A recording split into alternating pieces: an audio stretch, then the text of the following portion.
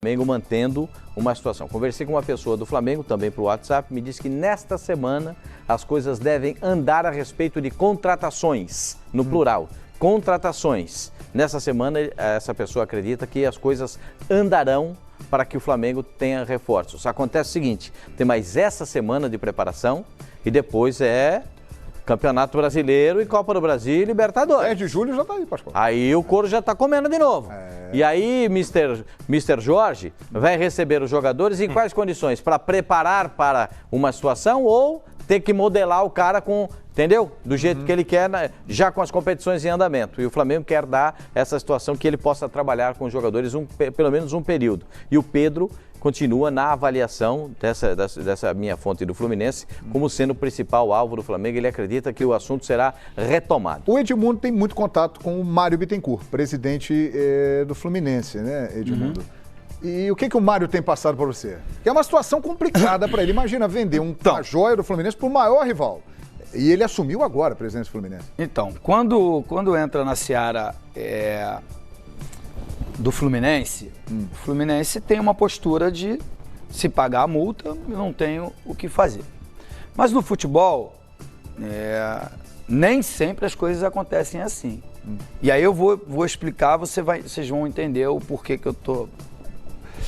Quando você pretende contratar um jogador, e eu fui jogador, e você procura o empresário, fulano tem interesse em vir jogar no Flamengo? Porque não adianta, é um triângulo, são 3 partes envolvidas, não é um negócio de 2. Vocês estão entendendo? Não adianta o Flamengo ir ao Fluminense e acertar com o Fluminense. Então o Pedro vai chegar lá, o Pedro vai falar assim, eu quero ganhar X milhões por mês. O negócio não sai. Então é um triangular. Sim. A parte do Fluminense tem um preço, tem um valor lá estipulado, que é a multa rescisória. 50 milhões de euros. Tem a multa rescisória. 50% desses direitos federativos são ou do Artsul ou do atleta. Então, teria que pagar só a metade. A informação que eu tenho é que são 60-40. O Fluminense tem só 40. Não, 50-50. 50-50. E, na verdade, são 50, 20, 30. O Fluminense tem a maior parte. O Fluminense tem os 50. O Fluminense tem metade. Tem a metade. E aí, o que aconteceu? O que eu ouvi que o Fluminense, e não ouvi do Mário, tá? Porque não tive com ele ainda. Eu viajei, fui a Indaiatuba, fui a São Paulo fazer uns eventos.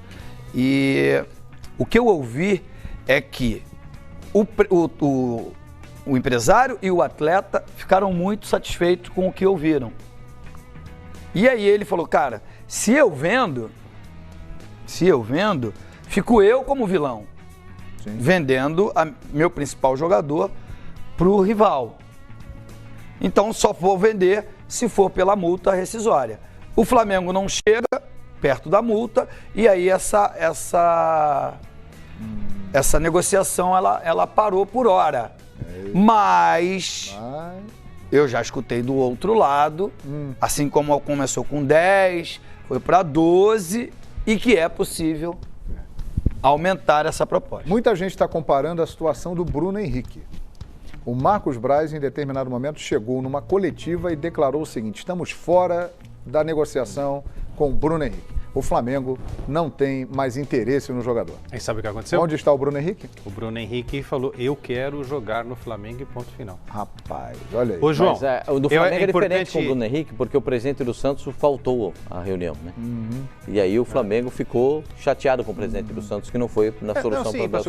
O presidente do Santos, de vez em quando, some. A gente está falando do desejo do jogador. O jogador, quando quer, ponto final. Desde que se pague. O problema todo é o seguinte, eu não vejo problema nenhum, com todo respeito, nesse relacionamento de clubes, o Flamengo pagar os 20 milhões de euros pro Fluminense, que é a parte do Fluminense, acertar a parte que a outra metade está pedindo, né? Os donos, o Artsul e o jogador pedem, que não precisam ser necessariamente os 20 milhões, de repente eles podem fechar em 8, 9, 10. Isso é negócio. E outra, se o Flamengo pagar os 20 milhões de euros pro Fluminense e acertar a parte com os donos dos outros 50%, acabou a conversa. Desde que o Pedro queira jogar no Flamengo, não precisa pedir bênção para ninguém. É só depositar a grana. Se a outra parte ficar ainda com 50% numa futura negociação. Se a outra parte quiser, ok. Então, sinceramente, se o Flamengo fizer isso, que não venham lá na frente dizer, nossa, olha o que o Flamengo fez, que absurdo. Não, o Flamengo não tá fazendo nada de errado. Não tá fazendo nada de errado, isso é negócio. O Flamengo não tá fazendo nada de errado, nada de errado. O que eu tenho, que eu ouvi, que eu tenho de informação é que é o seguinte, os empresários que têm 50% estariam satisfeitos porque vai para uma vitrine que vai disputar Libertadores, Copa do Brasil e o brasileiro.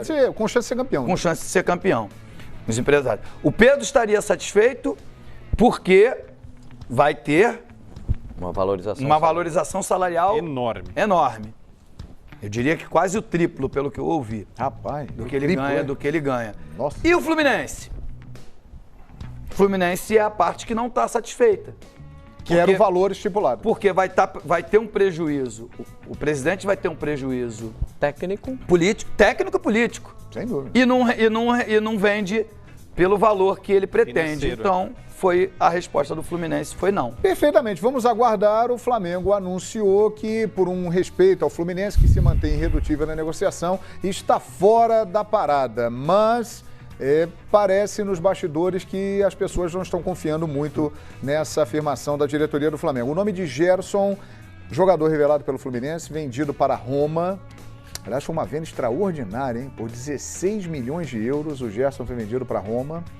Ele esteve emprestado para a Fiorentina e parece que alguns clubes estão interessados no Gerson, entre eles o Flamengo. O Dínamo de Moscou também é uma equipe interessada, mas é um jogador que agrada ao Jorge Jesus, que disse aqui no Fox Sports no sábado após o treinamento que o Flamengo tem um elenco desequilibrado, tem muitos jogadores para uma determinada posição, mas não tem um segundo volante e que o nome do Gerson agradaria ao Jesus para essa função. Então o Flamengo tenta a contratação desse jogador. Falando em Jorge Jesus, sábado nós tivemos o jogo treino com transmissão do Fox Sports e ele foi o grande destaque, né? Porque ele falou mais do que o narrador do jogo, ele falava o tempo todo. Meus amigos, pelo que vocês acompanharam, vocês já perceberam o que do trabalho do Jesus nessa partida preparatória contra o Madureira, hein? A gente já vê modificação tática no time do Flamengo, né? O posicionamento do Vitinho, como é que jogou o Diego. A gente já vê que o Arão jogou como primeiro volante. Para ele, o Arão é primeiro volante. E aí fica gritando toda hora que o Arão está fora de posição. O garoto que entrou como...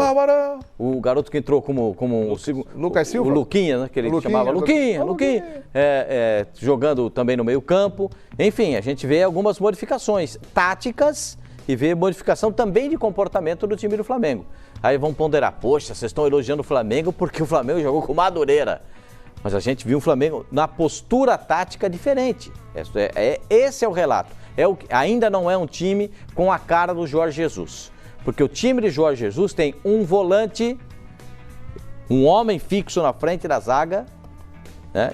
E o Flamengo tem esses jogadores, está voltando agora da seleção da Colômbia, e ele é o jogador para essa função. E não tem ainda o centroavante, que é o homem que fica à frente, o pivô, que ele gosta de ter um pouco mais na frente na equipe que ele dirige. Então, vai movimentar muito o Vitinho de um lado, vai movimentar o Everton Ribeiro do outro, o Diego por dentro, enfim, vai ter uma variação. E para ter esse tipo de variação, vai precisar de um chamado primeiro volante, como chamam em Portugal de trinco. O trinco é o primeiro volante, é o homem da marcação. É o Coedjar, o trinco. Agora, o Pascoal, ele usou o Arão porque o Coedjar... o Coedjar ainda não está à disposição. Mas o Pires poderia fazer, que é o homem da função. Mas essa função vai ser do colombiano, se ele não for negociado. Ou seja, o Arão vai ser reserva, provavelmente? Não. Eu tenho uma curiosidade. Eu acho que o Arão faz, só para concluir, eu acho que o Arão faz mais o papel que ele quer do Diego.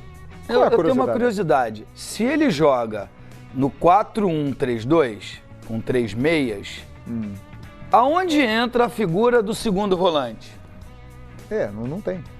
Entende o que eu quero dizer? Eu acho que ele entende que o Arão não é o mais adequado para aquela posição de primeiro volante, porque o Arão sai bastante. Esse segundo volante dele, pegando um dos grandes times que ele dirigiu e um cara que com ele fez muito sucesso, eu acho que ele imagina um segundo volante como joga o Ramírez. Ramírez, que está agora no Palmeiras. Ele imagina um segundo volante assim. Ele quer o Maniche fez muito sucesso ele quer um cara com essa característica, joga pelo lado ali e chega. O Maniche era um 8 para frente. Então, mas esse jogador o Flamengo tem. Tem? Na figura do Everton Ribeiro, na figura do Diego, do Arrascaeta. Entende a minha posição? A minha ideia de jogo? Jogando desse jeito, no 4-1-3-2, né? Com obrigações de recomposição e tudo. Eu não vejo aí uma figura do segundo volante. Embora o Arão possa jogar nessa linha de 3 meias. Qualquer um pode jogar. Como jogou o Lucas e foi bem, o menino. Sim, foi bem. O Lucas Silva. Foi bem. Então, como jogou o Vitinho e foi bem. Foi bem o Vitinho. Entende? Então, assim, não precisa necessariamente ser um jogador da posição. Né? Porque no Brasil, essa posição não existe. Olha, o Arão é um jogador que há muito tempo, boa parte da torcida do Flamengo não curte o futebol dele. E ele jogou nessa função de primeiro volante. E o grande barato da transmissão do Fox Sports sábado foi o sobe-som do Jorge Jesus. Ele falou mais do que o narrador. A gente deixava ele falar porque era uma atração e foi muito interessante. E um sobe-som dele virou hit, virou funk e tá na boca da nação rubro-negra. Aperta o play. Tá reclamando do posicionamento do Arão, hein? Tá reclamando do posicionamento do Arão, hein?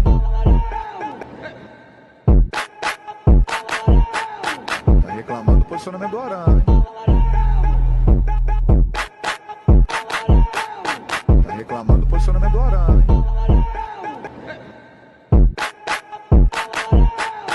Tá reclamando do posicionamento do Arão, hein? Muito bom, João. Porque foi, rapaz, esse foi, deu um eco. Na hora ele, Arão. Tá mal, Arão. Tá mal, Arão. Aí os caras, inclusive gostaria até de saber quem foi que fez isso aí, confesso que eu não sei. Mas já viralizou nas redes sociais. O Tamal Arão, é o funk do mister. O Tamal é que ele estava fora de posição. Tamal Arão é que ele tá mal posicionado. Tamal Arão, essa Tamal Arão. discussão sobre o Diego fazer o papel de um segundo volante era a discussão que a gente está tendo a respeito do Diego desde que ele chegou no Flamengo. Muita gente já que o falou Flamengo poderia ser um time formatado com apenas um volante. E aí um 4-1-4-1, para ficar mais fácil para o entendimento daquilo que eu estou dizendo. E uma figura desses 4 volta para ser o volante na hora que o time está sem a bola ou para buscar mais o jogo e tal. O Diego contra o Madureira, contra quem? Madureira.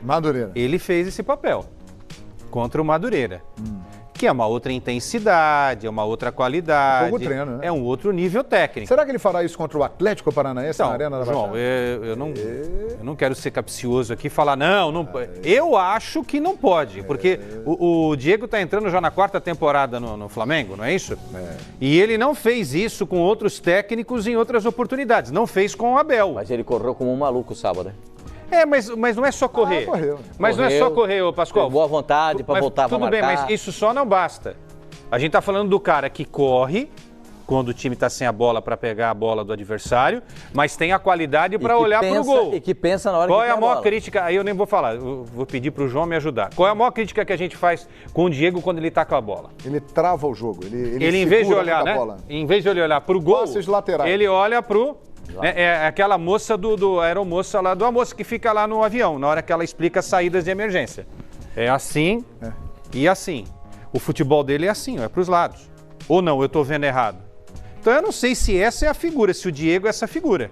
Eu sinceramente tenho muitas dúvidas se o Diego é essa figura para ser o segundo volante. Ou eu tô vendo o outro Diego, talvez eu tenha perdido os jogos do Diego em que ele tenha feito aquilo que eu tô dizendo. Quesada, a figura do segundo volante é de distribuição de jogo. A figura do meia é de colocar os atacantes, pelo menos era assim na minha época. Ou tô errado, Pascoal? Mas a figura do volante... Na frente do Diego tá quem para ser meio? Não, olha só, do segundo volante é de organização do jogo. Daquele cara que pega aqui do lateral, gira o jogo lá pro outro lateral e assim, né? Ele comanda. O jogador que tem bom passe, que é o Arthur. Faz isso, que faz o Arthur, que faz com perfeição. O Bruno Henrique no Palmeiras. O Djalminha, o Alex, que é o meio.